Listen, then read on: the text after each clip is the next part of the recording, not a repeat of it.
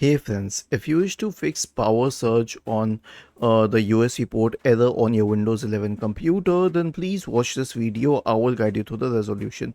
Now, at times there are devices which will cause actual power surges on your USB port, and there are times when that would be a superficial thing. So if the device does not support the power settings of your system or the USB ports, then you do not have any option, you cannot use it. But here's what I suggest: before anything else, try to change the USB port. Try it with a different USB port, because there are many types of USB ports on computers these days.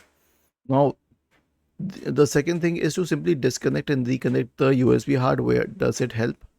And lastly, try updating all the USB drivers. Search for Device Manager in the Windows search bar and open Device Manager. Expand the list for Universal Serial Bus Controllers. You'll find USB Root Hub here. Right click on it and update the drivers. Right click on it and update the drivers, and do it for all of them. Was this helpful? If yes, then please subscribe to the channel. If not, then let us know in the comment section of the video on how we could help you further. Thank you for watching this video and have a nice day.